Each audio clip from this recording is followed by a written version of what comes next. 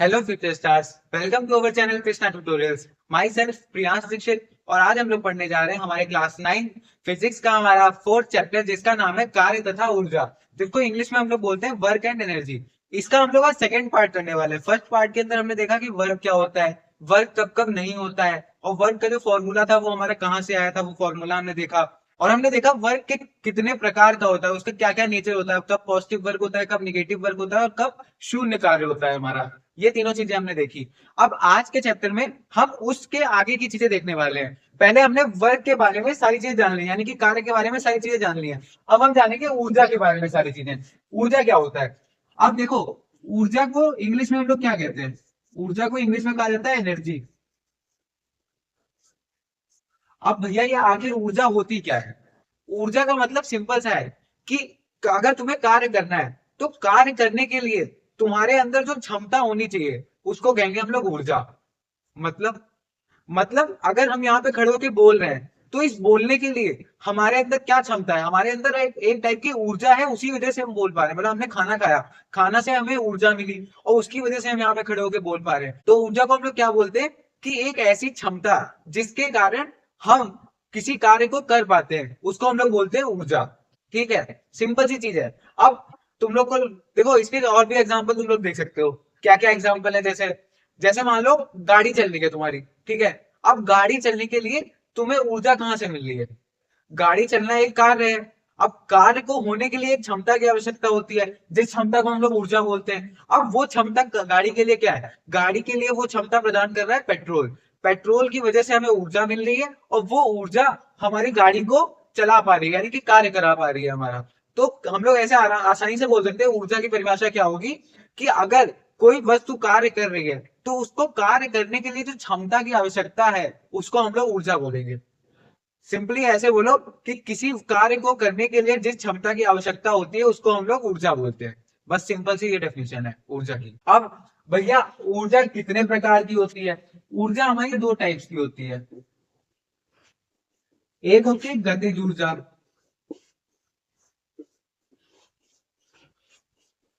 जिसको इंग्लिश में हम लोग बोलते हैं काइनेटिक एनर्जी।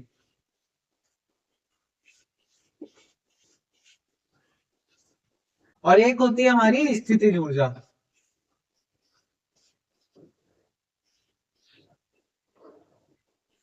जिसको हम इंग्लिश में बोलते हैं पोटेंशियल एनर्जी।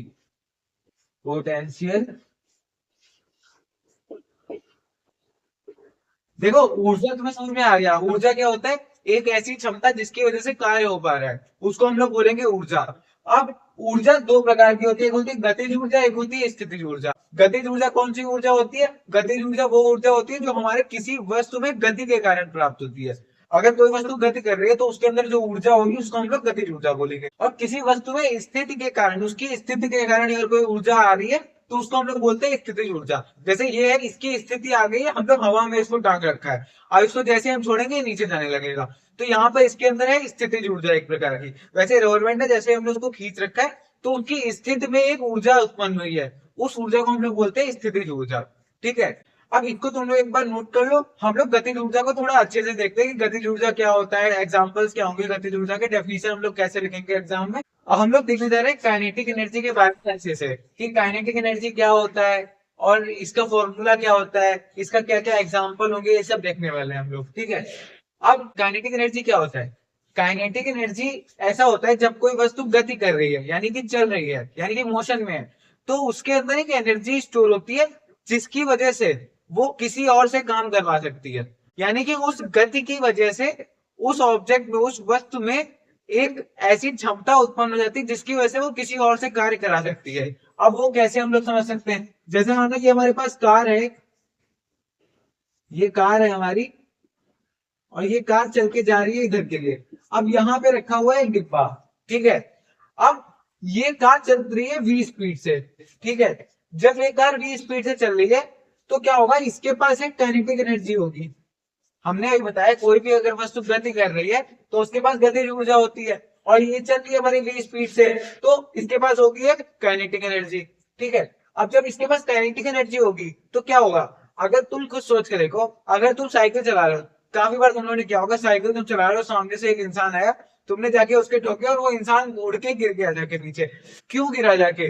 वो इंसान खड़ा था आराम से, लेकिन तुम्हारी साइकिल जैसे उसकी लड़ी जाके वो उड़ के आगे गिरा जाके, यानी कि वो यहां से वहां चला गया, उसके ऊपर कोई बल लगा और वो यहां से वहां चला गया, यानी कि विस्थापन भी हुआ उसका और बल भी लगा उसके ऊपर, यानी कि उसने क्या किया? कार्य किया। और कार्य उसने क्यों किया? क्योंकि तुम्हारी गतिज ऊर्जा आके उसके टकराई। अब इस गाड़ी के अंदर गतिज ऊर्जा है, ये जाके जैसे ही इस बॉक्स पे टकराएगी, ये बॉक्स थोड़ा सा आगे खिसक जाएगा, ठीक है। अब ये बॉक्स खिसक के यहाँ चला गया, तो खिसकने की वजह से क्या हुआ? यहाँ पे हुआ हमारा डिस्प्लेसमेंट एस हुआ, और इसके ऊपर इधर से लगा फोर्स भी।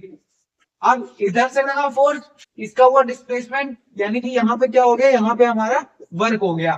अब ये वर्क हो रहा है, वर्क क्यों हो रहा है? वर्क हो रहा है इस गाड़ी की वजह से। गाड़ी वर्क क्यों कर पा रही है? क्योंकि गाड़ी के पास है गतिज ऊर्जा। तो सिंपल सी चीज है, गतिज ऊर्जा क्या करती है? गतिज ऊर्जा एक ऐसी ऊर्जा है जो किसी वस्तु में गति के कारण आती है। और ये जो ऊर्जा होती है, ऊर्जा का मतलब क्या होता है? ऊर्जा का मतलब होता है किसी वस्तु से वो कार्य करवा सके, यानी कि किसी वस्तु की एक ऐसी क्षमता जिसकी वजह से वो दूसरे वाले वस्तु से कार्य करवा सकती है, उसको हम लोग बोलते हैं ऊर्जा, ठीक है। तो ऊर्जा की सिंपल सी डेफिनेशन है हमारी कि किसी वस्तु के अंदर किसी से कार्य करवाने की जो क्षमता होगी उसी को हम लोग बोलेंगे ऊर्जा। किसी वस्तु में कार्य कराने की जितनी भी क्षमता होगी उसको हम लोग बोलेंगे ऊर्जा। तो जो ऊर्जा होगी, अच्छा सिंपल सी चीज बताओ, एक एक सिंपल सी चीज होती है कि 1 जूल कार्य कराने के लिए, अगर हमें 1 जूल कार्य कराना है, यानी कि 1 जूल वर्क कराना है, तो उसके लिए हमें कितनी ऊर्जा की आवश्यकता होगी? उसके लिए हमें 1 जूल ऊर्जा की आवश्यकता होगी। आप कुछ लोग कहेंगे कि भैया आप कार्य की भी यूनिट जूल लिख रहे हो और ऊर्जा की भी यूनिट जूल लिख रहे हो। ऊर्जा कोई और चीज थोड़ी ना, ऊर्जा भी तो यही है कि कार्य कराने की क्षमता। क्षमता का मतलब है तुम्हारे अंदर कितनी कैपेसिटी है कि तुम सामने वाले से काम करा सकते हो। तो है तो तुम करवा तो आखिरकार काम ही रहे हो ना।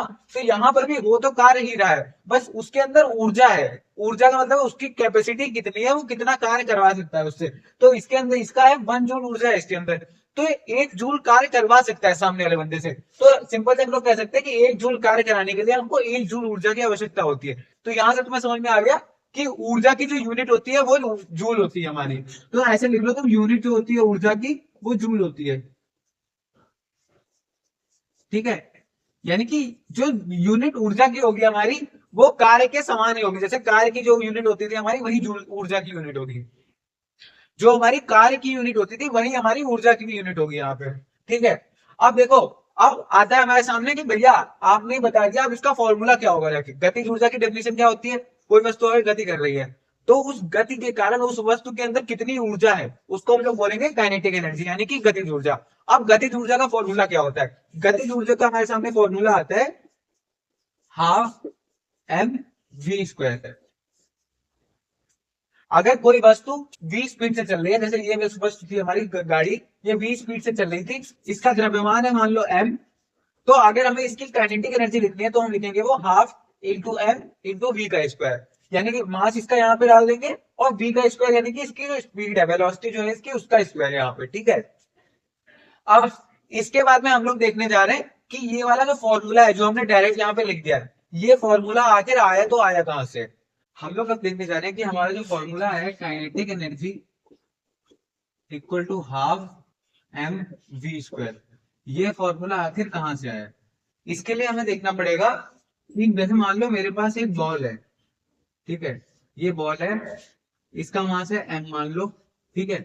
अब ये चल रही है हमारी u स्पीड से, मतलब इसकी प्रारंभिक वेग जो इसका है वो u है, ठीक, इसकी u वेलोसिटी है यहाँ पे। अब क्या हुआ है, अब हमने इसके ऊपर बल लगाया है और इसको बल लगा के आगे के लिए खिसकाया है, इस बॉल को खिसका के हम यहाँ पे ले आए हैं और यहाँ पर इसका वेग हो गया है v, इसकी वेलोसिटी v हो गई, u से बदल के इसकी वेलोसिटी v हो गई है। और हम कितनी दूर इसको लेके गए? s दूर लेके गए, यानी कि इसका डिस्प्लेसमेंट हमने कराया s, ठीक। अब इसके ऊपर लगा है बल, तो बल लगेगा f, और बल की वजह से क्या होगा, इसमें त्वरण आएगा। त्वरण क्या आएगा? ए आएगा त्वरण, ठीक। त्वरण को हम लोग ए से दिखाते हैं, तो एक्सेलरेशन ही यहाँ पे आएगी। जब इसके ऊपर फोर्स लगेगा तो फोर्स की वजह से एक्सेलरेशन आएगी। फिर उस एक्सेलरेशन की वजह से क्या होगा, इसके वेग में परिवर्तन होगा। वेग इसका u था और वेग इसका v हो जाएगा, और वो बल लगाने की वजह से थोड़ा आगे खिसक जाएगा। कितना आगे खिसक के गया है? ये s आगे खिसक के गया है, यानी कि इसका डिस्प्लेसमेंट हुआ है वो s हुआ है, ठीक। अब क्या होता है, अब देखो हम लोगों ने पढ़ा है कि F इक्वल टू क्या होता है, ma होता है। F इक्वल टू ma पढ़ा है हमने, तो यहां से अगर हम a निकालेंगे तो a कितना आएगा, एफ बाय एम, ये आएगा हमारा ए। अब देखो ये हमारा ए की वैल्यू निकल के आ गई है। इसके बाद में हम क्या करेंगे, हमने पढ़ा है थर्ड इक्वेशन, जो मोशन की थर्ड इक्वेशन होती है, V square minus U square equal to 2as।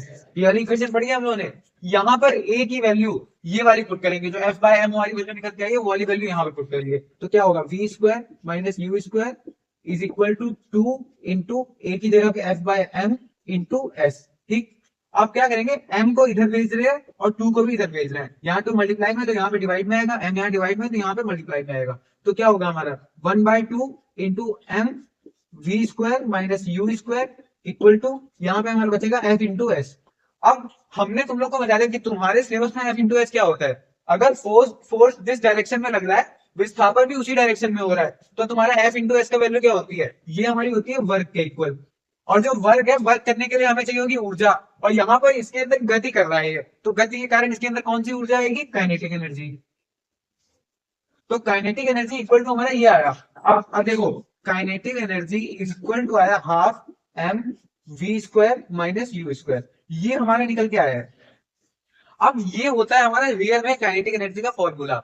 अगर हम बोल दें कि प्रारंभिक वेग जो उसका था, हमारी जो वस्तु थी उसका अगर प्रारंभिक वेग ये हमारा 0 है, अगर प्रारंभिक वेग उसका 0 है, तो हमारी काइनेटिक एनर्जी का रियल फॉर्मूला क्या निकल के आएगा, तो हमारा निकल के आएगा काइनेटिक एनर्जी का formula half M V square.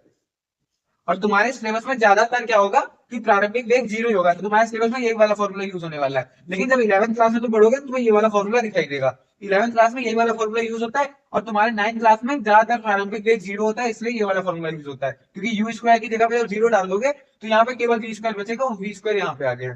ठीक है, अब तुमको समझ में आ गया कि ये फॉर्मूला कहाँ से निकल के आया है, कैसे निकल के आया है। ठीक, अब जिसको नोट करना है पॉज करके इसको नोट कर लो, हम लोग इसके ऊपर क्वेश्चन करते हैं। अब हम देखने जा रहे हैं एक क्वेश्चन। इस क्वेश्चन में क्या है, इसमें बोल रहा है कि एक वस्तु है, उसका वेग है हमारे पास 5 मीटर पर सेकेंड। ठीक है, उसका वेग है 5 मीटर पर सेकेंड, उसका द्रव्यमान दिया गया है हमको m है। ठीक, और उसकी जो काइनेटिक एनर्जी है वो हमको दी गई है कितनी, 25 जूल दी गई है हमको काइनेटिक एनर्जी उसकी। अब क्या बोल रहा है, अब इसका कहना है कि अगर हमने वेग को दोगुना कर दिया, वेग को दोगुना कर दें तो हमारी काइनेटिक एनर्जी कितनी होगी ये बताओ। ये है क्वेश्चन हमारे पास। अब इसको हम लोग कैसे करेंगे, इसको करने के लिए देखो हमें क्या करना पड़ेगा। हमने काइनेटिक एनर्जी का भी फॉर्मूला देखा है, क्या होता है वो, kinetic energy equal to half M V square, ये होता है हमारे काइनेटिक एनर्जी का फॉर्मूला। ठीक है, अब देखो काइनेटिक एनर्जी हमें क्या दी गई है, 25 जूल दी गई है, तो काइनेटिक एनर्जी की जगह डालो 25। ठीक, और यहाँ पे हाफ एम हमें पता नहीं है, फिर है हमारे पास v, v का स्क्वायर, v हमारा कितना दिया गया 5, यानी कि 5 का स्क्वायर। ठीक, अब ये हो जाएगा हमारा हाफ इंटू एम, 5 का स्क्वायर कितना होता है 25, यहाँ पर भी हमारा 25 था। अब ये 25 और ये 25 आपस में कट जाएगा। ठीक है, तो m की वैल्यू हमारी कितनी निकल के आ गई, 2 kg निकल के आ गई। m की वैल्यू हमारी 2 kg निकल के आ गई। अब हमें क्या बोला गया, अब हमें बोला गया अगर ये इसका वेग जो है ये दुगना हो जाए, वेग दुगना होगा तो कितना होगा, यहाँ पे 5 है, 5 का दुगना का मतलब है कितना, 10 मीटर पर सेकेंड। तो ये मान लो v1 है हमारा, तो v1 हमारा हो गया कितना, 10 मीटर पर सेकेंड। अब हमें बोल रहा है कि जब ये 10 मीटर पर सेकेंड हो गया तो काइनेटिक एनर्जी कितनी है, तो काइनेटिक एनर्जी निकालने के लिए हम क्या करेंगे, हाफ एम वी स्क्वायर। देखो मास कभी चेंज नहीं होता है, तो मास तो सेम ही रहने वाला है, तो मास सेम रहेगा, तो हाफ इंटू मास की जगह 2 आ जाएगा। v की वैल्यू क्या है, 10, तो 10 का स्क्वायर यानी कि 10 इंटू 10। अब ये 10 इंटू 10 हमारा हो जाएगा 100, और 2 से 2 कट जाएगा, तो 10 इंटू 10 हो गया 100। तो हमारी काइनेटिक एनर्जी कितनी निकल के आ गई है, 100 जूल, ये हमारी काइनेटिक एनर्जी निकल के आ गई है। और अगर तुमसे अब इसके बारे में पूछा जाए कि अगर इसकी वेलोसिटी को हमने 3 गुना कर दिया है, तो v1 अगर हमारी 10 है, तो इसको अगर हम 3 गुना करेंगे तो 30 हो जाएगा। अगर वो बोल रहा है v को हम 3 गुना कर रहे हैं, तो 5 का 3 गुना होगा 15। अगर वो बोल रहा है हमने v1 को 3 गुना किया है, तो 10 का 3 गुना हो जाएगा हमारा 30। अब वही चीज को उठा के फिर से यहाँ पे डाल देंगे, मास की वैल्यू हमको पता ही है 2 है, तो वहां पे डाल के हमें काइनेटिक एनर्जी की वैल्यू निकल कर आ जाएगी। इसी टाइप के क्वेश्चन तुमसे पेपर में पूछे जाने वाले हैं। कि अगर उसके वेग को दुगना कर दिया तो उसकी काइनेटिक एनर्जी कितने गुना हो जाएगी, उसके मास को दुगना कर दिया तो उसकी काइनेटिक एनर्जी कितने गुना हो जाएगी। इस टाइप के क्वेश्चन उनसे पूछे जाने वाले हैं। तो पेपर में अगर ऐसे क्वेश्चन आए तो आसानी से सॉल्व कर लेना तुम लोग। अब देखो काइनेटिक एनर्जी का फॉर्मूला क्या निकल के आया है। काइनेटिक एनर्जी का जो फॉर्मूला है वो निकल के आया हाफ एम वी स्क्वायर। ये हमारे काइनेटिक एनर्जी का फॉर्मूला निकल के आया है। अब क्या होता है, कई बार तुमसे कॉलेज में ऐसे क्वेश्चन पूछे जाते हैं कि अगर हमारा मास पहले एम था तो काइनेटिक एनर्जी का फॉर्मूला क्या था, हाफ एम वी स्क्वायर। ठीक है, अगर मास हमारा था एम तो काइनेटिक एनर्जी का फॉर्मूला था हाफ एम वी स्क्वायर। अगर हमारा मास दो गुना कर दिया जा रहा है यानी कि 2m कर दिया जा रहा है तो काइनेटिक एनर्जी का जो फॉर्मूला होगा वो कितने गुना हो जाएगा। अगर मास का हमने 2m करा है तो काइनेटिक एनर्जी का फॉर्मूला क्या हो जाएगा, half into 2m into V square. ये होगा हमारे तरीके। तो यहाँ पर जब हम काइनेटिक एनर्जी निकालेंगे, जैसे मान लो इसको मान लो काइनेटिक एनर्जी 1, इसको मान लो काइनेटिक एनर्जी 2, तो काइनेटिक एनर्जी 2 जो हमारी आएगी वो क्या आने वाली है, देखो ये 2 है यहाँ पे मल्टीप्लाई में इसको हम बाहर ले सकते हैं तो हमारा आएगा हाफ एम वी स्क्वायर। और ये क्या था, ये हमारा था काइनेटिक एनर्जी 1, काइनेटिक एनर्जी 1 वाली थी। तो काइनेटिक एनर्जी जो 2 वाली है वो इक्वल टू आ जाएगी 2 इंटू काइनेटिक एनर्जी ऑफ 1 वाली। तो मतलब है अगर तुमने मास को दोगुना किया है तो तुम्हारी काइनेटिक एनर्जी भी दोगुनी हो जाएगी। ये वाली चीज होती है। ठीक, अब ऐसे क्वेश्चन आता है अगर वेलोसिटी मान लो तुम्हारी है, ऐसे आएगा कि मान लो वेलोसिटी तुम्हारी v है तो फॉर्मूला है तुम्हारा काइनेटिक एनर्जी का हाफ एम वी स्क्वायर।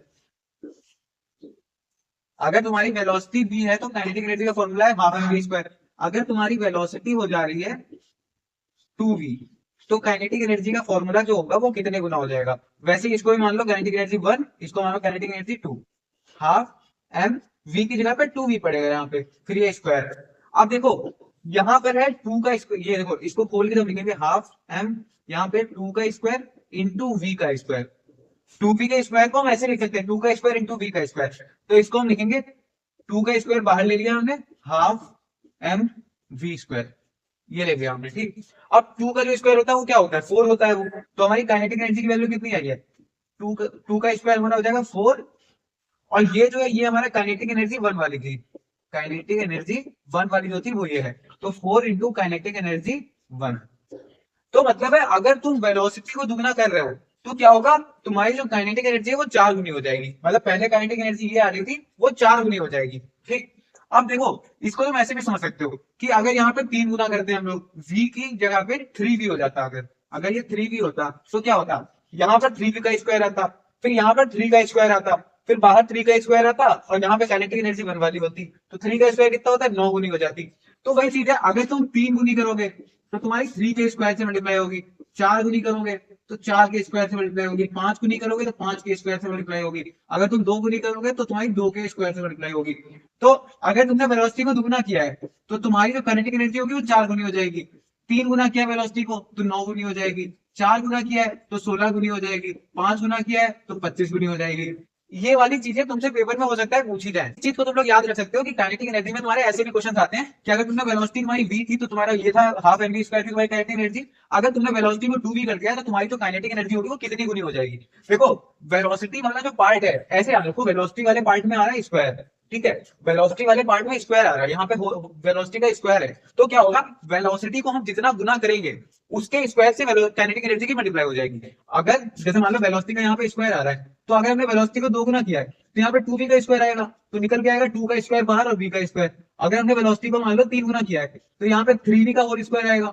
अब 3v का स्क्वायर होल स्क्वायर आएगा तो यहाँ पे आएगा 3 का whole square into V square. यही चीज है यहाँ पे कि वेलोसिटी को हम अगर 2 गुना या 3 गुना कर रहे हैं तो उसकी जो मल्टीप्लाई होगी वो उसके होल स्क्वायर से होगी। स्क्वायर से क्यों होगी, क्योंकि यहाँ पर v का स्क्वायर है हमारा, तो v का जब स्क्वायर है तो उसके अंदर अगर 2 आ रहा है 3 आ रहा है उसके मल्टीप्लाई में तो उसके स्क्वायर से मल्टीप्लाई होगी ना। तो वही होगा कि अगर हम 2 गुना कर रहे हैं उसको तो काइनेटिक एनर्जी हमारी 4 गुनी हो जाएगी, 3 गुना कर रहे हैं तो काइनेटिक एनर्जी 9 गुनी हो जाएगी, 4 गुना कर रहे हैं तो काइनेटिक एनर्जी 16 गुनी हो जाएगी, 5 गुना कर रहे हैं तो काइनेटिक एनर्जी 25 गुनी हो जाएगी। और मास में क्या है, मास की हमारी जो पावर है जो घात है यहाँ पे वो 1 है। तो मास की जब घात 1 है तो हम मास को 2 गुना करेंगे तो भी हमारा जो काइनेटिक एनर्जी होगी वो भी 2 गुनी होगी। अगर हम मास को 3 गुना करेंगे तो काइनेटिक एनर्जी हमारी 3 गुनी होगी। यही चीज है यहाँ पे।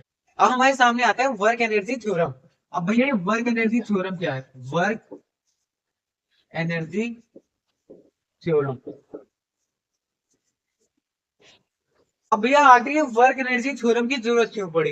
वर्क एनर्जी थ्योरम की जरूरत इसलिए पड़ी क्योंकि हमारे सामने काफी क्वेश्चंस ऐसे भी आते हैं जिन क्वेश्चन में क्या होता है, हमें ना फोर्स दिया जाएगा, फोर्स नहीं होगा, डिस्प्लेसमेंट नहीं दिया जाएगा, और हमसे पूछा जाएगा कि वर्क कितना हो रहा है, वर्क डन निकाल के दो, वर्क हमें बताओ। तो वहां पर हमें क्या करना होगा, वर्क एनर्जी थ्योरम लगानी होगी। अब वर्क एनर्जी थ्योरम क्या कहती है? वर्क एनर्जी थ्योरम का मतलब होता है work done by object is equal to kinetic energy final minus kinetic energy initial. मतलब अगर कोई वस्तु से वर्क हो रहा है तो उसके वर्क की वैल्यू क्या होगी, काइनेटिक एनर्जी उसकी जो फाइनल में हो रही है और काइनेटिक एनर्जी जो उसकी इनिशियल में थी वो। अब इसको हम लोग एक क्वेश्चन से समझते हैं कैसे। क्वेश्चन है हमारे पास, मान लो कि ये ऑब्जेक्ट है हमारे पास, ये इधर के लिए जा रहा था, इसकी काइनेटिक एनर्जी थी हमारे पास 5 जूल। अब थोड़ी देर बाद ये थोड़ा सा आगे बढ़ा और इसकी अब काइनेटिक एनर्जी हमारे पास हो गई है कितनी, 15 जूल। अब हमसे बोला गया है कि वर्क डन यहाँ पर कितना हुआ है, तो हम कैसे निकालेंगे वर्क डन? वर्क डन में क्या होगा, kinetic energy final minus kinetic energy initial कितनी है 5, तो हमारा वर्क डन होगा 10 जूल। देखो एक ऑब्जेक्ट था हमारे पास, उसकी काइनेटिक एनर्जी थी 5 जूल। क्वेश्चन ये बोला है कि एक ऑब्जेक्ट है हमारे पास, उसकी काइनेटिक एनर्जी 5 जूल है, उसके ऊपर हम कुछ काम कर रहे हैं, इतना हमने काम किया कि कुछ देर बाद उसकी काइनेटिक एनर्जी 15 जूल हो गई। अब उसकी काइनेटिक एनर्जी 5 जूल से 15 जूल होने तक उसमें कितना कार्य किया गया है वो हमें निकालना है। तो उसमें कितना कार्य किया गया, उस कार्य को हम लोग कैसे निकालेंगे, काइनेटिक एनर्जी उसकी फाइनल में है, अंतिम काइनेटिक एनर्जी उसकी कितनी है, इनिशियल काइनेटिक एनर्जी उसकी जो है यहाँ पे वॉल्यूम उठा के हम लोग यहाँ पे डाल देंगे, और हमारी क्लास में जो वैल्यू आएगी वो हमारी वर्क डन के इक्वल आ जाएगी कि उसने कितना काम किया है वहां पर। तो वर्क एनर्जी थ्योरम में क्या बताती है कि work done by object is equal to kinetic energy final minus kinetic energy initial. अब इसमें कुछ क्वेश्चन ऐसे भी आ सकते हैं कि मान लो तुम्हें मास दिया गया है और वेलोसिटी दी गई है, फिर एंड में बोला जा रहा है कि मास है, वेलोसिटी उसकी चेंज होगी। अब देखो मास तो चेंज होता ही नहीं है, तो ऐसे होगा कि वेलोसिटी उसकी चेंज होगी बार बार, ठीक है। तो तुम्हें काइनेटिक एनर्जी फाइनल जो तुम्हारी मास इंटू वेलोसिटी, वेलोसिटी का whole square, kinetic energy final अगर तुम लिखोगे तो क्या आएगा, kinetic energy final equal to होगा हाफ एम वी स्क्वायर, और काइनेटिक एनर्जी इनिशियल हमारा क्या होगा, जो हाफ एम वी स्क्वायर। इसको मान लो m1 v1, इसको मान लो m2 v2, तो ये m1 v2 का m1 v1 का, देखो काइनेटिक एनर्जी फाइनल है तो होगा हमारा m2 v2 का होल स्क्वायर, और काइनेटिक एनर्जी इनिशियल वाली जो हमारी है वो हमारी होगी m1 v1 का होल स्क्वायर। तो अगर मतलब वर्क डन पूछा जाए तो तुम ऐसे लिखते ना, kinetic energy final minus kinetic energy initial वाली, ठीक है। Kinetic energy final minus kinetic energy initial, हमारा वर्क निकल के आ जाएगा, ठीक। अब अगर तुमको काइनेटिक एनर्जी नहीं दी जाए तो तुम उसको निकाल सकते हो इस फॉर्मूले से, फिर यहाँ पे पुट कर देना, तुम्हारा वर्क निकल के आ जाएगा। अब जिसको इसको नोट करना है पॉज करके इसको नोट कर ले, हम लोग अपने नेक्स्ट टॉपिक पे चलते हैं। और हमारे सामने आता है पोटेंशियल एनर्जी। पोटेंशियल एनर्जी जिसको हम लोग हिंदी में बोलते हैं स्थितिज ऊर्जा, पोटेंशियल एनर्जी, इसको हिंदी में बोला जाता है स्थितिज ऊर्जा। अब भैया ये स्थितिज ऊर्जा क्या होता है? देखो गतिज ऊर्जा क्या होता था, किसी वस्तु की गति के कारण उसमें जो ऊर्जा है उसको हम लोग गतिज ऊर्जा बोलते थे। अब स्थितिज ऊर्जा में क्या है, किसी वस्तु की स्थिति के कारण उसमें जो ऊर्जा है उसको हम लोग स्थितिज ऊर्जा बोलते हैं। डेफिनेशन तो तुमको ऐसे ही याद होगी, नाम पढ़ के तुम्हें याद हो गया। गतिज ऊर्जा का मतलब क्या है, अगर कोई वस्तु गति कर रही है तो उसके अंदर जो ऊर्जा होगी उसको हम लोग गतिज ऊर्जा बोलेंगे। स्थितिज ऊर्जा का मतलब क्या, अगर कोई वस्तु के अंदर उसकी स्थिति की वजह से कोई ऊर्जा है तो उसको हम लोग स्थितिज ऊर्जा बोलेंगे। अब भैया स्थितिज ऊर्जा का एग्जाम्पल क्या होगा, स्थितिज ऊर्जा का एग्जाम्पल क्या है, ये जैसे है हमारे हाथ में, इसको हमने छोड़ा, ये नीचे गिरने लगा। अब इसको पकड़े हुए जब है मैं, तुम्हें तब नहीं लग रहा है कि इसके अंदर कोई ऊर्जा है, लेकिन जैसे हमने इसको छोड़ा तुरंत ये कार्य करने लगा। तो ऊर्जा का मतलब ये होता है कि कोई ऐसी क्षमता, किसी वस्तु में एक ऐसी क्षमता जिसकी वजह से वो कार्य करवा सके या कर सके। अब इस वस्तु के अंदर एक ऐसी क्षमता है जिसकी वजह से कार्य कर सकता है, ठीक है। अब वो क्षमता हमको दिखाई नहीं दे रही है, लेकिन इसकी स्थिति क्या है, हमने इसको ऊपर पकड़ा हुआ है, इसलिए इसकी स्थिति एक ऐसी स्थिति है जिसकी वजह से ये कार्य कर सकता है। अगर इसको हम जमीन पे रखते रखे तो ये कार्य नहीं करता, तो ये जमीन पे पड़ा रहता है वैसे ही, लेकिन ये ऊपर है अभी। तो अगर हम इसको छोड़ेंगे तो ये नीचे गिरने की कोशिश करेगा। क्यों? गुरुत्वाकर्षण इसको अपनी तरफ खींच रहा है, इसलिए नीचे गिरने की ट्राई करेगा।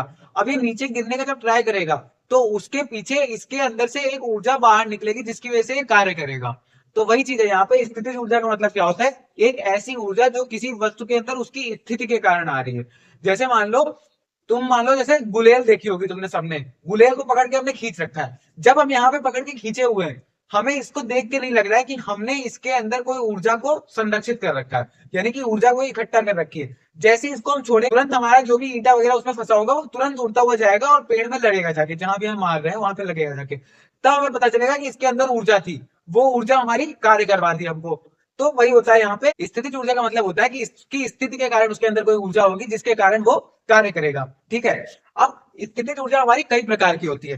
कौन कौन से प्रकार की होती है? देखो, पहला हम देख सकते हैं गुरुत्वीय स्थितिज ऊर्जा।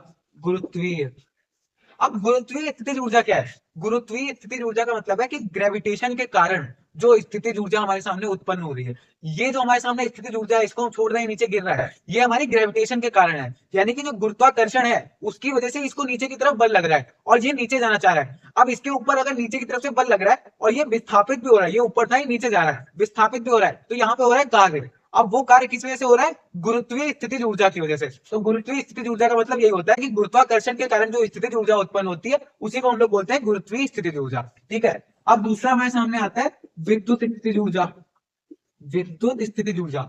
अब विद्युत स्थितिज ऊर्जा का मतलब क्या है? देखो, अभी तुम लोग क्लास 10th में पढ़ोगे, इलेक्ट्रिसिटी नाम का चैप्टर है, इलेक्ट्रिसिटी नाम का चैप्टर, जिसके अंदर करंट वगैरह के बारे में पढ़ाया जाए। तो क्या देख सकते हो, जैसे तुमने एक चीज देखी होगी कि तुम लोग क्या करते हो, तुम लोग स्केल को अपने बालों पे रब करके और कागज के पास ले जाते हो, तो कागज वो उड़ के उसमें चिपकने लगता है। क्यों चिपक रहा होता है? वहां पे हमारी होती है आवेश के कारण उनकी जो स्थितिज ऊर्जा होती है वो हमारा कार्य कर रही होती है, तो वो भी हमारी विद्युत स्थितिज ऊर्जा के अंदर ही आती है। ठीक है। अब इसके बाद में हमारे सामने तीसरा आता है इलास्टिक पोटेंशियल एनर्जी, यानी कि प्रत्यास्थ, प्रत्यास्थ गतिज ऊर्जा। अब प्रत्यास्थ का मतलब क्या होता है? प्रत्यास्थ का मतलब होता है कि उसके अंदर प्रत्यास्थता होनी चाहिए, यानी कि उसके अंदर इलास्टिसिटी होनी चाहिए। अब इलास्टिसिटी क्या होता है भैया? तुम लोगों ने सुना है इलास्टिक। इलास्टिक क्या होता है? इलास्टिक वो ऐसी होती है, खींची जाती है, वो मतलब खींची जाती है, जितना भी खींचते हैं फिर उसको जैसे छोड़ो वापस वैसी हो जाती है, उसी को हम लोग बोलते हैं इलास्टिक। ठीक है। तो क्या होता है, जैसे रबड़ को तुमने खींचा, रबड़ को तुमने खींचा, रबड़ को तुम छोड़ोगे तुरंत रबड़ वापस से उसी जगह पे आ जाएगी। अब रबड़ को हम खींच के रखे हुए हैं, ये पूरा लंबी सी हो गई है रबड़, अब इसको जैसे हम छोड़ेंगे ये जाके मेरे हाथ में लगेगी, तो इसने किया है कुछ कार्य। वो कार्य किस वजह से हो रहा है? क्योंकि इसके अंदर जो रबड़ हमने खींच के रखी हुई थी उसके अंदर एक ऊर्जा बन चुकी थी, उस ऊर्जा के कारण वहां पे कार्य हो रहा है, तो उसको हम लोग बोलते हैं इलास्टिक पोटेंशियल एनर्जी। ठीक है। अब चौथा हमारे सामने आता है रासायनिक गतिज ऊर्जा। रासायनिक गतिज ऊर्जा, जिसको हम लोग बोलते हैं chemical potential energy. Chemical potential energy. ठीक। अब केमिकल पोटेंशियल एनर्जी क्या होता है? ये क्या होता है? देखो, जैसे तुमने मानो खाना बन रहा है तुम्हारे घर पे, ठीक है, खाना बना, खाना बनने के बाद तुम्हारे खुशबू आई बहुत अच्छी सी, खाना बन गया है, तो वहां पर क्या हो रहा है? वहां पर दो तत्व आपस में, दो से ज्यादा तत्व आपस में मिल रहे हैं और एक रासायनिक अभिक्रिया हो रही है।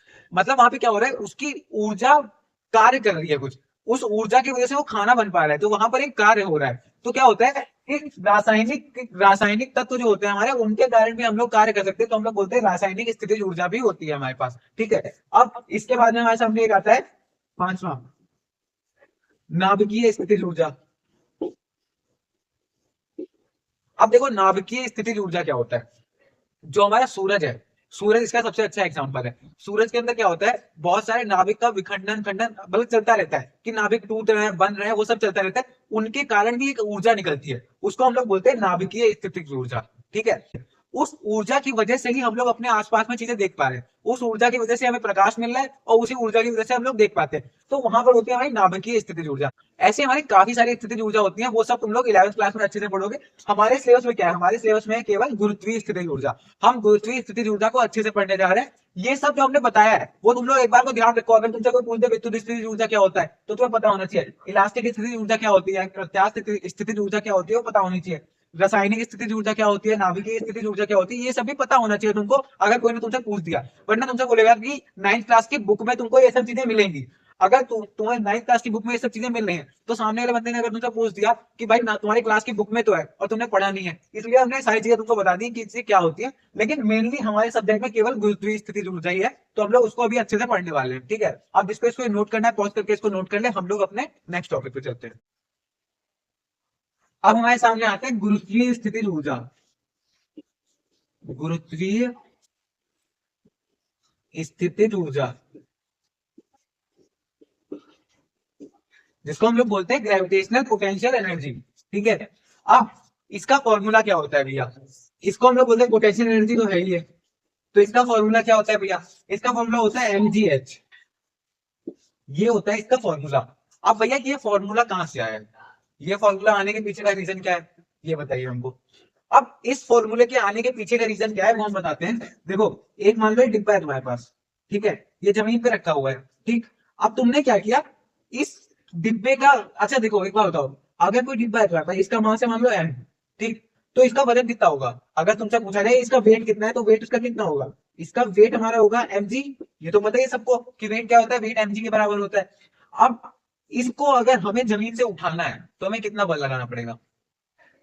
अगर इस डिब्बे को हमें जमीन से उठाना है तो हमें कितना बल लगाना पड़ेगा? उसका जितना वेट है भैया उससे ज्यादा बल लगाना पड़ेगा, सिंपल सी बात है, क्योंकि इस वेट से वो जमीन से जुड़ा हुआ है। अगर इससे ज्यादा बल लगाएंगे तो हमारा जो डिब्बा है वो उठ जाएगा। तो हम इसके ऊपर लगा रहे हैं एफ बल। अब देखो, हमें mg से बहुत ही हल्का सा ज्यादा, जैसे मान लो mg है 10, तो हमें कितना लगाना है? 10.00001, इतना बल लगा देंगे तो हमारा डिब्बा उठ जाएगा। लेकिन इस 0.001 जो हमारा आगे वाला है उसको हम लोग 10 के इक्वल ले लेते हैं, तो हम क्या करेंगे, हम फोर्स लगाएंगे इसके ऊपर कितना, mg। mg इतना फोर्स लगाएंगे, फिजिक्स में बोला जाता है कि mg इतना फोर्स लगाएंगे तो ये उठ जाएगा फिजिक्स के हिसाब से। तो हम mg इतना फोर्स लगा रहे हैं, इतनी छोटी छोटी चीजें हम लोग नेग्लेक्ट कर देते हैं, तो वाली चीज हमने नेग्लेक्ट कर ली है कि उससे थोड़ा सा ज्यादा लगाना चाहिए। हमने अगर mg के इतना फोर्स लगाया तो जमीन से उठ जाएगा, फिजिक्स ऐसा बोलती है। ठीक है, अब मान लो इसको हमने डिश से उठाया है और इसको हम लेके पहुंचे यहाँ पर, इसको हम ले गए h दूरी ऊपर, h हाइट पे हम इसको लेकर गए। ठीक है, अब इसके ऊपर बल लग रहा है F, ठीक है, F लग रहा है इसके ऊपर mg। ठीक, अब इसके ऊपर बल लग रहा है F, और इसका जो विस्थापन हो रहा है, विस्थापन हो रहा है ऊपर की तरफ h। ठीक है, अब वर्क का फॉर्मूला क्या होता है? वर्क का फॉर्मूला होता है फोर्स इंटू डिस्प्लेसमेंट। फोर्स यहाँ पे कितना है, mg, डिस्प्लेस यहाँ पे कितना हुआ है, यहाँ पे था और यहाँ पे पहुंच गया, तो डिस्प्लेसमेंट इसके बीच में कितनी हुई है, h, और वर्क फोर्स हमारा वर्क हमारा कितना आ गया, mgh। अब ये जो वर्क हुआ है, ये वर्क हमारा एक पोटेंशियल एनर्जी की फॉर्म में रुकेगा, जिसको हम लोग बोल देंगे mgh। समझ में आ गया ना? जैसे वहां पे काइनेटिक एनर्जी हमारा वर्क के इक्वल होता है, वैसे यहाँ पर भी पोटेंशियल एनर्जी भी हमारा वर्क के इक्वल होता है। क्यों? पोटेंशियल एनर्जी एक ऐसी एनर्जी है जिसकी वजह से हमारा वहां पे कार्य हो रहा है। तो अगर हमें 1 जूल कार्य कराना है तो हमें 1 जूल ऊर्जा की आवश्यकता होगी, तो 1 जूल कार्य कराने के लिए हमें 1 जूल पोटेंशियल एनर्जी की भी आवश्यकता होगी ना। तो वही चीज यहाँ पे mgh अगर वर्क हमें करना है तो इतनी पोटेंशियल एनर्जी की आवश्यकता होगी। तो पोटेंशियल एनर्जी का फॉर्मूला यहाँ से निकल के आता है हमारा mgh। अगर तुम्हारे सामने क्वेश्चन आए वो कोई भी कि मास हमें दिया गया है और जी की वैल्यू तो हमें पता ही है कितनी होती है, 10 मीटर पर सेकंड स्क्वायर ले सकते हैं हम लोग, या फिर रियल वैल्यू इसकी क्या होती है, 9.8 मीटर पर सेकंड स्क्वायर, ये हमारी रियल वैल्यू होती है जी की। और एच तुमको दिया जाएगा क्वेश्चन में, ठीक है, एम दिया जाएगा, एच दिया जाएगा, और तुम्हें पोटेंशियल एनर्जी निकालनी होगी। अब जिसको नोट करना है पॉज करके इसको नोट कर ले, हम लोग 1-2 क्वेश्चन देखते हैं फिर आगे चलते हैं। अब क्वेश्चन आता है हमारे सामने कि 12 केजी की हमारे पास एक वस्तु है, ठीक है, 12 केजी की एक वस्तु हमारी पृथ्वी से कुछ ऊंचाई पे रखी है, पृथ्वी से मान लो h ऊंचाई ऊपर रखी हुई है, ठीक है, मतलब ये पृथ्वी है और इसको हमने h ऊंचाई ऊपर लेके आए हैं। ये वस्तु है हमारे पास जिसका वजन है 12 केजी, और इसकी पोटेंशियल एनर्जी यानी कि स्थितिज ऊर्जा हमको बता दी गई है कितनी है, उसकी स्थितिज ऊर्जा 480 जूल, 480 जूल है उसकी स्थितिज ऊर्जा। और हमसे बोल रहा है हमें h ज्ञात करके बताओ h क्या होगा, और उसने बोला है कि g की वैल्यू तुम ले लो 10 मीटर पर सेकेंड, g की वैल्यू 10 मीटर पर सेकेंड ले लो, ठीक है, 10 मीटर पर सेकेंड स्क्वायर, क्योंकि ये एक्सेलरेशन ड्यू टू ग्रेविटी है, और एक्सेलरेशन की जो यूनिट होती है वो होती है हमारी मीटर पर सेकेंड स्क्वायर, ठीक है। अब देखो, अब तुम्हें g की वैल्यू पता है, पोटेंशियल एनर्जी पता है, m की वैल्यू पता है, h की वैल्यू तुम्हें निकालनी है। पोटेंशियल एनर्जी का फॉर्मूला क्या होता है, M G H, potential energy क्या पता है तुम्हें, 480। एम की वैल्यू क्या पता है, 12। जी की वैल्यू क्या पता है, 10। एच की वैल्यू तुम्हें निकालनी है, तो एच की वैल्यू क्या आ जाएगी, दोनों यहाँ मल्टीप्लाई में या डिवाइड में आ जाएंगे। तो 480 डिवाइड बाय 12 इंटू 10, जीरो से जीरो चला गया, 12 एकम 12, 12 चक्कू 48, तो हमारा आ जाएगा 4 मीटर। हाइट है ना, हाइट की यूनिट क्या होगी, मीटर में होगी, तो हाइट हमारी निकल के आ गई है, 4 मीटर ऊपर हमारा ऑब्जेक्ट रखा हुआ है। अब हम देखने जा रहे हैं यांत्रिक ऊर्जा के बारे में। यांत्रिक ऊर्जा, जिसको हम लोग बोलते हैं, इंग्लिश में हम लोग इसको बोलेंगे मैकेनिकल एनर्जी। Mechanical energy. अब भैया ये मैकेनिकल एनर्जी क्या होती है, देखो सिंपल सी चीज है। अगर कोई वस्तु गति कर रही है यानी कि चल रही है, तो उसके अंदर एक ऊर्जा होती है, उसको हम लोग बोलते हैं गतिज ऊर्जा। और अगर कोई वस्तु स्थिति में है, मतलब कोई ऐसी स्थिति में है कि उसके अंदर एक ऊर्जा उत्पन्न हुई है जिसकी वजह से वो कार्य कर सकती है, तो उसको हम लोग बोलते हैं स्थितिज ऊर्जा। तो एक होती है हमारे पास गतिज ऊर्जा, गतिज ऊर्जा, और एक होती है स्थितिज ऊर्जा।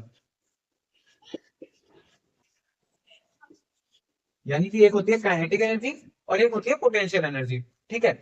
अब मैकेनिकल एनर्जी क्या होती है, मैकेनिकल एनर्जी का मतलब सिंपल सा होता है कि अगर कोई वस्तु गति कर रही है या वो किसी स्थिति में, कोई ऐसी स्थिति में है जिनकी वजह से उसके अंदर एक ऊर्जा उत्पन्न हो रही है, तो उसको बोलते हैं हम मैकेनिकल एनर्जी।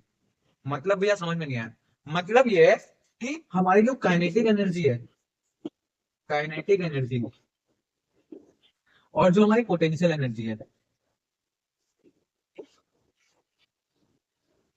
इन दोनों के एडिशन को हम लोग बोलते हैं मैकेनिकल एनर्जी। मैकेनिकल एनर्जी का मतलब है, जैसे इसकी डेफिनेशन क्या होती थी काइनेटिक एनर्जी की, कि अगर कोई वस्तु मोशन में है यानी कि गति में है, तो उसके अंदर जो ऊर्जा होती है उसको हम लोग गतिज ऊर्जा बोलते हैं। और इसकी डेफिनेशन क्या होती थी, कोई वस्तु एक ऐसी स्थिति में है जिसके कारण उसके अंदर एक ऐसी ऊर्जा उत्पन्न हो रही है जिसकी वजह से वो कार्य कर सकती है, एक ऐसी क्षमता उसके अंदर उत्पन्न हो रही है जिसकी वजह से वो कार्य कर सकती है, तो उसको हम लोग बोलते हैं पोटेंशियल एनर्जी है उसके अंदर। अब मैकेनिकल एनर्जी का मतलब होता है कि अगर कोई वस्तु के अंदर गति के कारण उसके अंदर ऊर्जा उत्पन्न हो रही है, या फिर उसकी कोई एक ऐसी स्थिति बनी हुई है जिसके कारण उसके अंदर एक ऐसी क्षमता है जिसकी वजह से वो कार्य कर सकती है, तो ये दोनों चीजें अगर एक साथ हो रही हैं, जैसे मान लो काइनेटिक एनर्जी है उसके पास और पोटेंशियल एनर्जी जीरो है, मान लो पोटेंशियल एनर्जी उसके पास नहीं है, तो भी वो हमारी मैकेनिकल एनर्जी होगी। अगर काइनेटिक एनर्जी हमारी नहीं है मान लो और पोटेंशियल एनर्जी है, तो भी वो हमारी मैकेनिकल एनर्जी होगी। और अगर ये दोनों है तो भी वो हमारी मैकेनिकल एनर्जी होगी। तो एट टाइम क्या होता है, मैकेनिकल एनर्जी का मतलब है कि काइनेटिक एनर्जी और पोटेंशियल एनर्जी इन दोनों के एडिशन को हम लोग बोलते हैं मैकेनिकल एनर्जी। मतलब अगर ये दोनों चीजें हैं हमारे पास, इन दोनों में से कोई भी एक चीज है, तो उसको हम लोग बोल देंगे मैकेनिकल एनर्जी। मतलब किसी वस्तु के गति के कारण या उसकी स्थिति के कारण उसके अंदर एक ऐसी क्षमता उत्पन्न हो रही है, किसी वस्तु के अंदर एक ऐसी क्षमता उत्पन्न हो रही है जिसकी वजह से वो कार्य कर सकती है, तो उसको हम लोग बोल देते हैं यांत्रिक, मतलब यांत्रिकी ऊर्जा। ठीक है। अब देखो पेपर में अगर तुम्हारे सामने आए तो तुम कैसे लिख सकते हो, तुम ये लिख सकते हो कि गतिज ऊर्जा तथा स्थितिज ऊर्जा के योग को हम लोग बोलते हैं यांत्रिक ऊर्जा। यानी कि kinetic energy and potential energy के एडिशन को हम लोग बोलेंगे मैकेनिकल एनर्जी। और तुम लोग ऐसे भी बोल सकते हो कि किसी वस्तु के अंदर उसकी गति या उसकी स्थिति के कारण कोई ऊर्जा उत्पन्न हो रही है, तो उसको हम लोग बोलेंगे यांत्रिक ऊर्जा।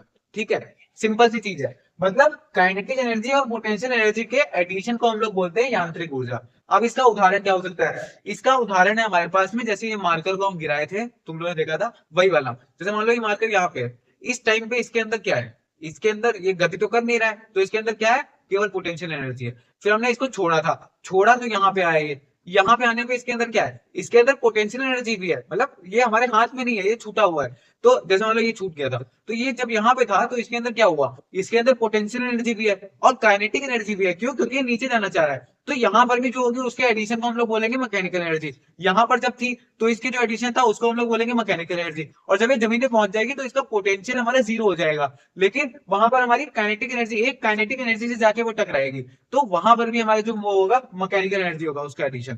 तो मतलब सिंपल सा है, अगर ये मार्कर था हमारे पास, इसको हमने छोड़ा है, ये हमारी धरती है, इसको हम यहाँ से छोड़ रहे हैं, तो यहाँ पे इसके पास है पोटेंशियल एनर्जी।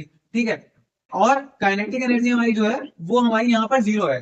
ठीक, अब जब इसको हमने छोड़ दिया तो ये जब यहाँ पे पहुंचेगा तो इसके पास कुछ पोटेंशियल एनर्जी होगी प्लस कुछ काइनेटिक एनर्जी भी होगी। ठीक है, फिर जब ये यहाँ पे पहुंचेगा तो इसकी जो पोटेंशियल एनर्जी होगी वो जीरो हो जाएगी, क्यों जीरो हो जाएगी? पोटेंशियल एनर्जी का फॉर्मूला क्या था? mgh था। अब h जब जीरो हो जाएगा तो पोटेंशियल एनर्जी हमारी जीरो हो जाएगी, लेकिन ये एक वेलोसिटी से जाके यहाँ पे टकराएगा, तो वेलोसिटी भी होगी इसके पास, मास भी इसका कुछ होगा, तो काइनेटिक एनर्जी इसकी आएगी। क्यों? काइनेटिक एनर्जी का फॉर्मूला क्या होता है? Half M V square. तो काइनेटिक एनर्जी इसकी यहाँ पे होगी। तब क्या होगा? तब पोटेंशियल एनर्जी जीरो है लेकिन काइनेटिक एनर्जी है। काइनेटिक एनर्जी इसके पास कुछ होगी। अब देखो, ये जो पूरा एग्जांपल है ये मैकेनिकल एनर्जी का एग्जांपल है। यहां पर जो हमारी मैकेनिकल एनर्जी थी, potential energy plus kinetic energy, फिर क्या हुआ? पोटेंशियल एनर्जी थोड़ी कम हुई, कम हुई, कम हुई, कम हुई, और काइनेटिक एनर्जी बढ़ती गई, बढ़ती गई, बढ़ती गई, बढ़ती गई। मतलब क्या हो रहा है कि पोटेंशियल एनर्जी कम हो रही है और काइनेटिक एनर्जी हमारी बढ़ती जा रही है। तो एट द एंड क्या होता है? जो हमारी मैकेनिकल एनर्जी होती है वो कंजर्व रहती है, मतलब संरक्षित रहती है। अगर हम लोग ये जो हवा वगैरह है, हवा का घर्षण ना माने, तो हमारी जो मैकेनिकल एनर्जी है वो संरक्षित रहती है। क्यों संरक्षित रहती है? क्योंकि जब पोटेंशियल एनर्जी हमारी थी, काइनेटिक एनर्जी जीरो थी, फिर क्या हुआ? पोटेंशियल एनर्जी कम होती जाएगी, काइनेटिक एनर्जी बढ़ती जाएगी, फिर एक पॉइंट पर जब नीचे पहुंच जाएंगे तो पोटेंशियल एनर्जी जीरो हो जाएगी और सारी की सारी पोटेंशियल एनर्जी हमारी काइनेटिक एनर्जी में चेंज हो जाएगी। तो क्या होता है? मैकेनिकल एनर्जी हमारी हमेशा हमेशा कंजर्व रहती है। मैकेनिकल एनर्जी का मतलब क्या है कि पोटेंशियल एनर्जी और काइनेटिक एनर्जी के एडिशन को हम लोग बोलते हैं मैकेनिकल एनर्जी। और मैकेनिकल एनर्जी हमारी हमेशा कंजर्व रहेगी। कब? जब हमारा घर्षण नहीं होगा। घर्षण नहीं होगा तभी होगा। घर्षण क्या होता है? फ्रिक्शन। मतलब घर्षण का मतलब क्या होता है कि हवा इसको रोके ना, जैसे हवा इसके ऊपर घर्षण लगा रही होती है नीचे से ऊपर के लिए, इसको रोकने की कोशिश कर रही होती है कि तुम नीचे ना गिरो, तो वहां पर क्या होगा? अगर हम लोग अपने रियल लाइफ में देखें तो रियल लाइफ में मैकेनिकल एनर्जी कंजर्व नहीं रहती है। लेकिन हम लोग के फिजिक्स में क्या होता है? फिजिक्स में हम लोग कुछ चीजें मान लेते हैं कि जैसे यहाँ पे हवा नहीं है, घर्षण नहीं लग रहा है हवा की वजह से कुछ भी, तो वहां पर क्या होता है? मैकेनिकल एनर्जी हमारी कंजर्व रहती है। अब तुम लोग बोलोगे कि भैया फिजिक्स में तो सारी चीजें असलियत होती हैं, तो हम लोग ये चीज क्यों मान रहे हैं कि हवा जो है हवा घर्षण नहीं लगा रही है? हम लोग इसलिए मान रहे हैं क्योंकि अगर हम ये देखेंगे कि हवा घर्षण लगा रही है उसके ऊपर कुछ, तो हमारी जो फिजिक्स है वो बहुत ज्यादा ही कॉम्प्लिकेटेड हो जाएगी और तुम्हें समझने में आसानी नहीं होने वाली, तुम्हें समझ नहीं आएगा फिर आधी चीजें। तभी हम लोग क्या करते हैं? हवा को मान लेते हैं कि हवा है ही नहीं यहाँ पर और कोई घर्षण नहीं लगा रही है हवा हमारे ऑब्जेक्ट के ऊपर। तभी हम लोग समझ पाते हैं मैकेनिकल एनर्जी वगैरह के बारे में, वरना हम लोग इसके बारे में समझ ही नहीं पाएंगे कि ये होता क्या है। तो सिंपल सी चीज है, मैकेनिकल एनर्जी क्या होती है? काइनेटिक एनर्जी और पोटेंशियल एनर्जी के एडिशन को हम लोग बोलते हैं मैकेनिकल एनर्जी। ठीक है, अब इसको नोट कर लो तुम लोग, हम लोग आगे चलते हैं। अब हम लोग देखने जा रहे हैं law of conservation of energy, यानी कि ऊर्जा संरक्षण का नियम। जैसे अभी हमने बताया कि मैकेनिकल एनर्जी जो होती है वो हमेशा कंजर्व रहती है, हमने बताया था। वो क्यों रहती है कंजर्व? क्योंकि हमारे पास एक नियम था, उस नियम के हिसाब से पता है क्या होता है कि जो ऊर्जा होती है हमारी, इस नियम में क्या बोला गया था कि जो हमारी ऊर्जा होती है यानी कि जो हमारी एनर्जी होती है वो ना कभी नष्ट हो सकती है और ना कभी उत्पन्न की जा सकती है, ये केवल एक रूप से दूसरे रूप में परिवर्तित की जा सकती है। ऊर्जा संरक्षण के नियम में यह बोला गया था कि ना ही हम ऊर्जा को बना सकते हैं और ना ही हम ऊर्जा को नष्ट कर सकते हैं, हम केवल ऊर्जा को एक रूप से दूसरे रूप में परिवर्तित कर सकते हैं। ये होता है हमारा ऊर्जा संरक्षण का नियम कि ऊर्जा ना कभी बनाई जा सकती है और ना ही कभी नष्ट की जा सकती है, केवल इसको एक रूप से दूसरे रूप में परिवर्तित किया जा सकता है। ठीक है, अगर पेपर में तुम्हारे लिख के आएगी law of conservation of energy क्या होती है, तो तुम ऐसे लिख देना कि ना कभी ऊर्जा को हम नष्ट कर सकते हैं और ना ही ऊर्जा को हम कभी बना सकते हैं, केवल हम ऊर्जा को एक रूप से दूसरे रूप में परिवर्तित कर सकते हैं या स्थानांतरित कर सकते हैं, ऐसे भी लिख सकते हैं। अब ये चीज क्यों हो रही है, कैसे हो रही है, ये बताइए भैया। अब देखो इसके कुछ एग्जांपल देख लेते हैं हम लोग। मान लो ये हमारे पास बॉल, इसको हमने ऊपर के लिए फेंका।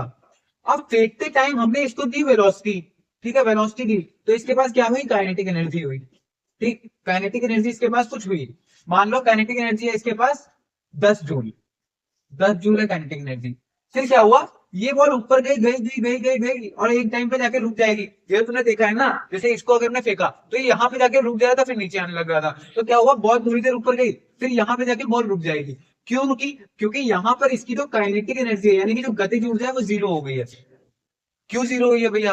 अब रुकने के पीछे का रीजन क्या होता है कि इसको जो हमने वेग दिया था ऊपर के लिए वो वेग जाके खत्म हो गया इसका। जब वेग इसका खत्म हो जाएगा तो वेग हो जाएगा जीरो, वेलोसिटी हो जाएगी जीरो, और काइनेटिक एनर्जी का फॉर्मूला क्या होता है? Half M V square. तो वी जब जीरो है हमारा तो काइनेटिक एनर्जी भी जीरो हो जाएगी, इसलिए हमारी काइनेटिक एनर्जी ऊपर जाके जीरो हो जाती है। अब जब काइनेटिक एनर्जी जीरो हुई तो तुमने देखा कि भैया ये पृथ्वी से इतनी ऊपर रखा हुआ है, एच हाइट ऊपर है, जैसे मान लो ये हाइट है हमारे पास एच। अब भैया ये पृथ्वी से एच हाइट ऊपर है और हमने पढ़ा था कि अगर कोई वस्तु पृथ्वी से एच हाइट ऊपर है तो उसका पोटेंशियल एनर्जी होती है एम जी एच। यानी कि उसकी स्थितिज ऊर्जा होती है mgh। तो यहाँ पर भैया इसकी पोटेंशियल एनर्जी होगी।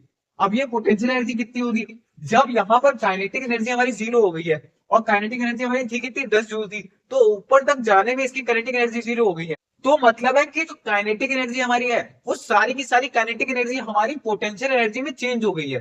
क्यों चेंज हुई है भैया, क्योंकि हमने क्या बताया, law of conservation of energy जो है वो ये बोलता है कि ऊर्जा को हम कभी नष्ट नहीं कर सकते।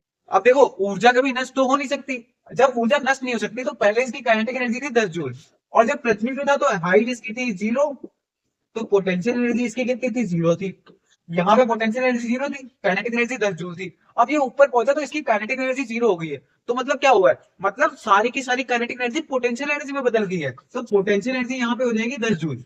ठीक है, फिर क्या होगा, जैसे जैसे ये नीचे आएगा, जैसे मान लो यहाँ पे आया, ठीक, अब यहाँ पे आने के बाद क्या हुआ, हाइट इसकी कम हुई, तो पोटेंशियल एनर्जी हमारी कुछ कम हो जाएगी। ठीक है, कुछ कम हो जाएगी पोटेंशियल एनर्जी। और ये जैसे जैसे नीचे आ रहा है तो नीचे की तरफ इसके ऊपर लग रहा है त्वरण। कौन सा त्वरण, गुरुत्वीय त्वरण लग रहा है इसके ऊपर।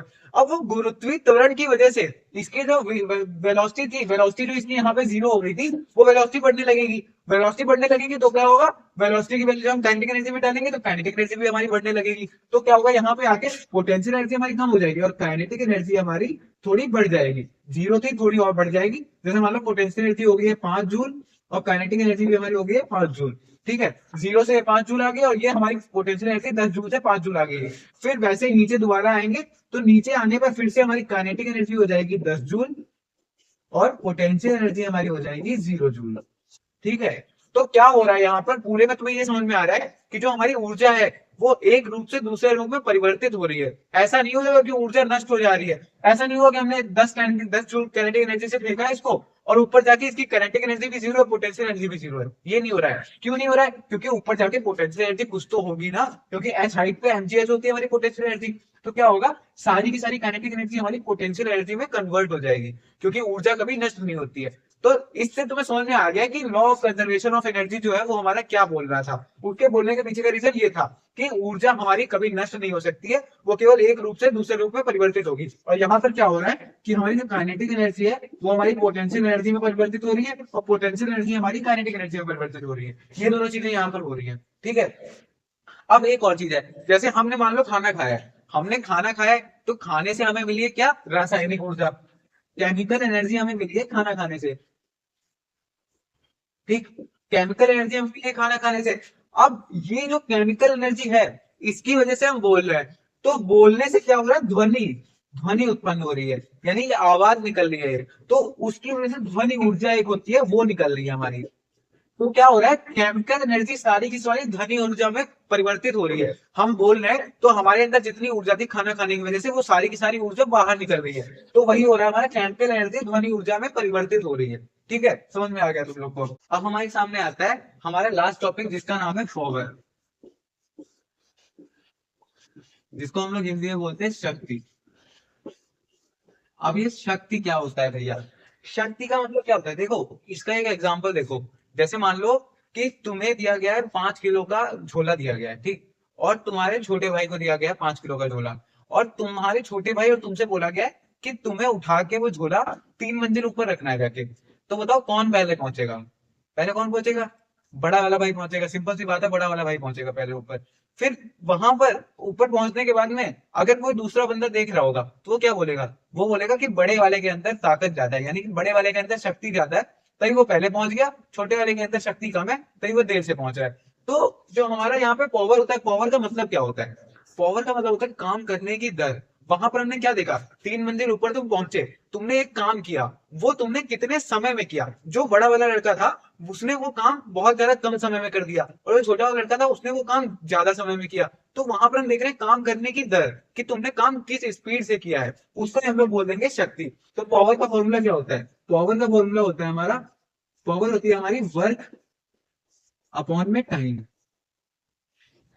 पावर की डेफिनेशन होती है हमारी, काम करने की दर को हम लोग पावर कहते हैं। ठीक है, कार्य करने की दर को हम लोग पावर कहते हैं, यानी कि शक्ति कहते हैं। ठीक, तो क्या है यहाँ पर, मतलब rate of doing work is called power.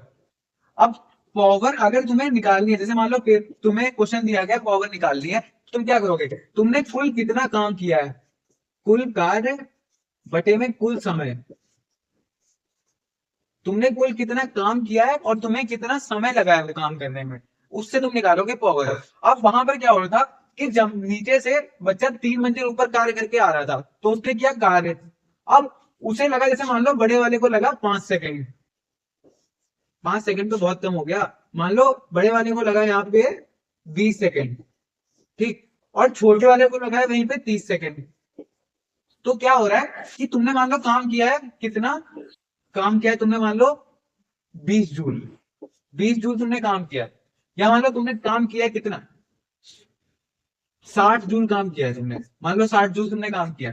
तो क्या हो रहा है, पावर हमारी आ रही है कि 60 ये बड़े वाले के लिए अगर निकालें, मतलब 1 वाले के लिए अगर निकालना है तो क्या हो रहा है, उसने काम किया है 60 जूल और उसे टाइम कितना लगा 20 सेकेंड। तो उसका कितना आ गया आंसर, 3 जूल पर सेकेंड। ये आया उसका आंसर, पावर उसकी आई 3 जूल पर सेकेंड। और जो छोटा वाला है उसने काम किया है कितना, काम किया है उसने 60 जूल और उसे टाइम कितना लगा, टाइम से लगा है 30 सेकेंड। तो उसका कितना आ रहा है, 2 जूल पर सेकेंड। तो छोटे वाले की पावर है कम और बड़े वाले की पावर है ज्यादा। क्यों, क्योंकि बड़े वाले ने काम को कम समय में किया और छोटे वाले ने काम को ज्यादा समय में किया। तो अगर तुम्हें समय ज्यादा लग रहा है कोई काम को करने में तो तुम्हारी शक्ति कम है, और किसी ने उसी काम को कम समय में कर दिया है तो उसकी शक्ति ज्यादा है। तो शक्ति सिंपल सी चीज है कि कुल कार्य बटे में कुल समय, तुमने कुल कितना काम किया है अपॉन में तुम्हें कितना समय लगा है उस काम को करने में। ये होता है हमारा शक्ति यानी कि पावर। अब एवरेज पावर भी आती है, एवरेज पावर। एवरेज पावर निकालने के लिए क्या करेंगे हम लोग, एवरेज पावर निकालने के लिए कुल कार्य बटे में कुल समय ही किया जाएगा, कुल कार्य बटे में कुल लगा समय।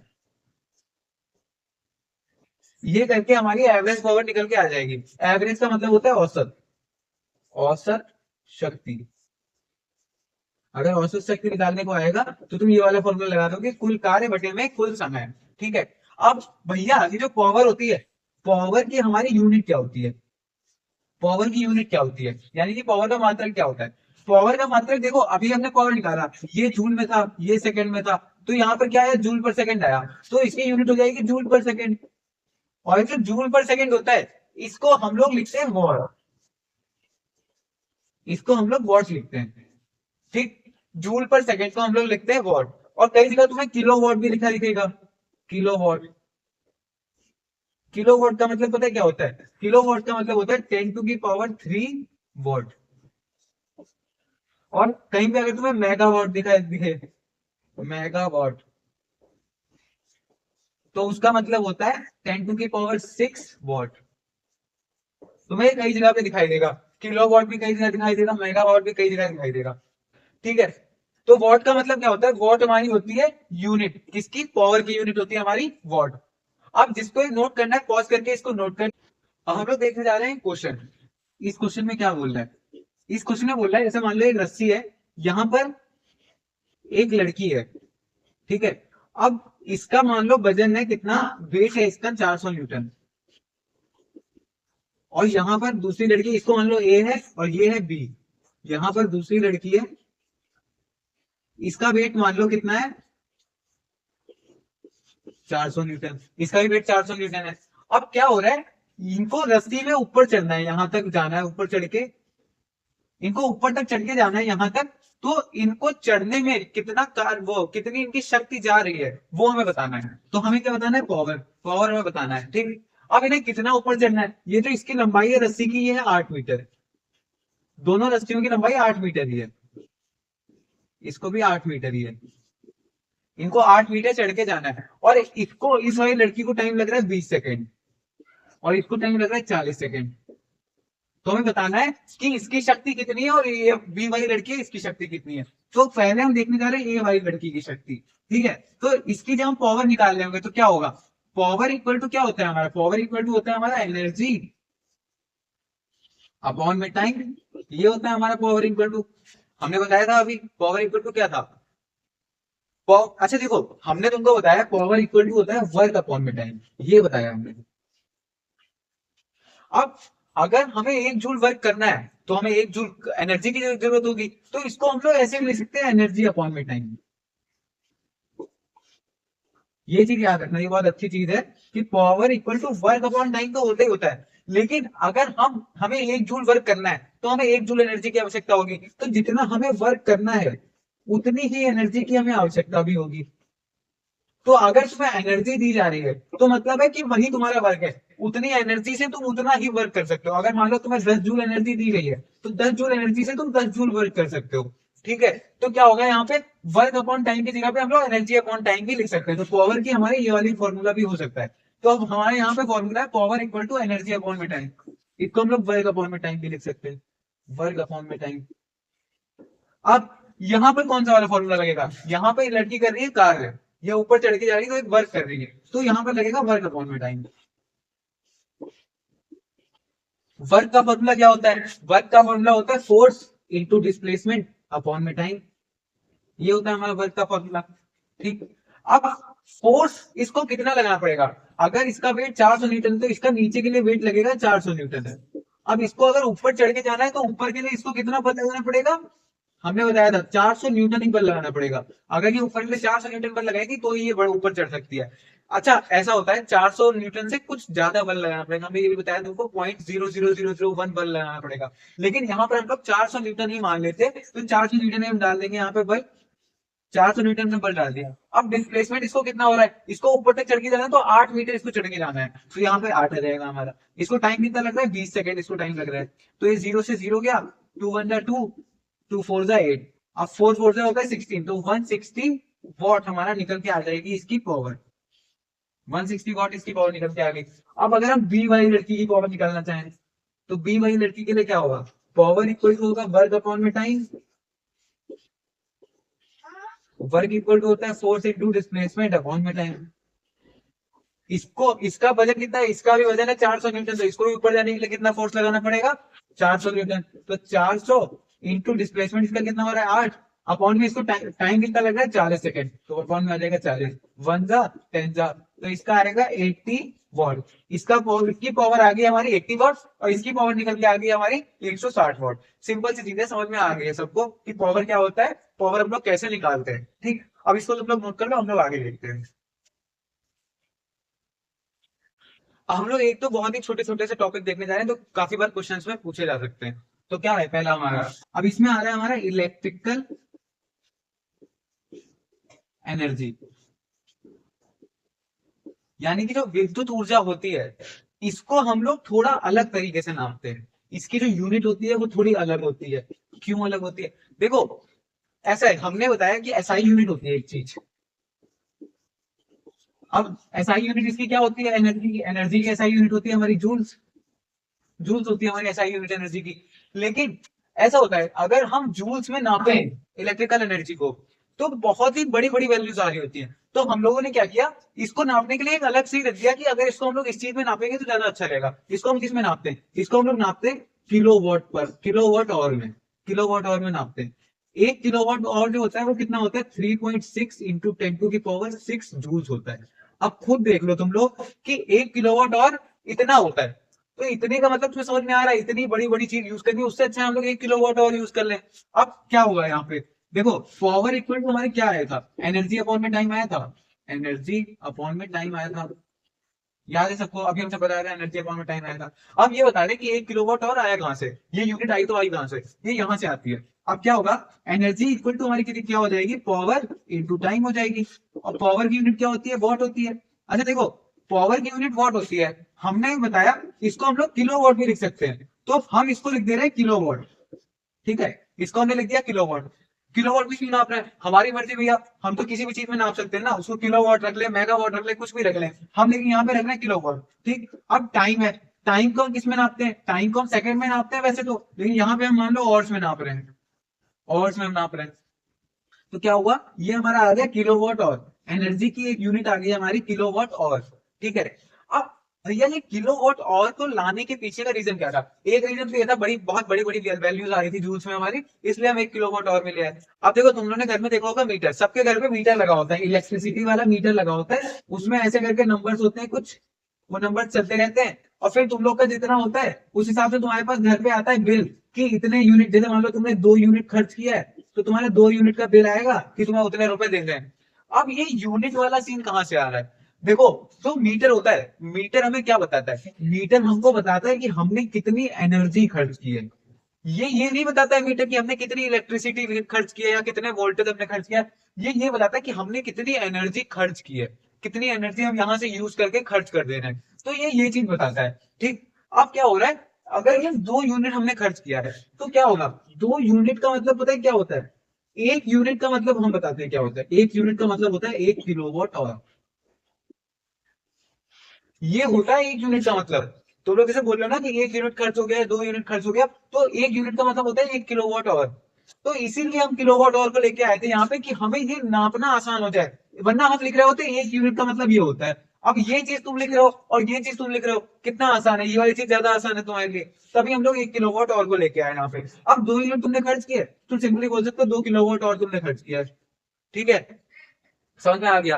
अब देखो, अब मान लो तुम लेके आए हो हीटर, तुम एक हीटर लेके आए हो, ये तुम्हारा हीटर।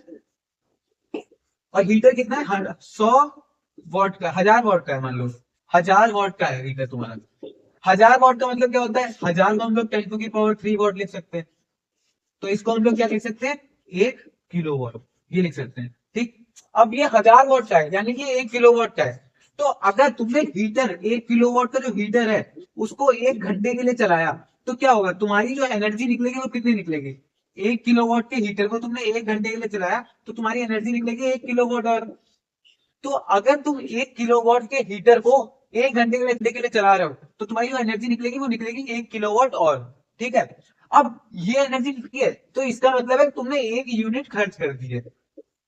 आप समझ में आया कि यूनिट वाला मतलब क्या होता है? यूनिट का मतलब होता है कि अगर तुमने 1 किलोवाट और खर्च किया एनर्जी, तो तुम्हारी 1 यूनिट बढ़ गई है, मतलब 1 यूनिट तुमने खर्च कर दी है। इस वजह से हम लोग यहाँ पे मीटर में समझ पाते हैं यहाँ पे कि 2 यूनिट अगर हमने खर्च किए, तो मतलब है हमने 2 किलोवाट एनर्जी खर्च करी हुई है वहां पे। ठीक है। सिंपल सी चीज है ये, बहुत ज्यादा ही। अगर तुमको नहीं समझ में आ रही तो आगे ये चीजें ज्यादा अच्छे से समझ में आएंगी। तुम्हें केवल ये याद रखना है कि 1 किलोवाट आवर का मतलब क्या होता है? 1 यूनिट। और 1 किलोवाट आवर की वैल्यू ये होती है। और 1 किलोवाट आवर निकल के कहाँ से आया? किलोवाट आवर निकल के आता है यहाँ से, पावर वाले फॉर्मूले से निकल के आता है। पावर होता है एनर्जी अपॉन में टाइम, टाइम इधर आता है, तो इससे यहाँ से हमारा निकल के आ जाता है 1 किलोवाट आवर। किलोवाट आवर का मतलब समझ में आ गया। अगर तुमसे पेपर में पूछा था किलोवाट आवर का मतलब क्या होता है, तो तुम ये वाली चीज पूरी लिख दोगे, तुम्हें पेपर में नंबर मिल जाएंगे अच्छे से।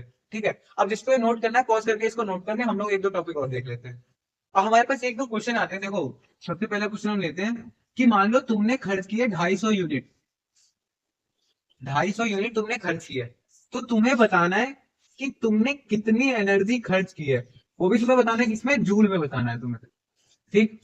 ऐसे क्वेश्चन तुम्हारे पेपर में आ सकते हैं। तो हमने तुम्हें क्या बताया था? 1 यूनिट इक्वल टू क्या होता है? 1 किलोवाट।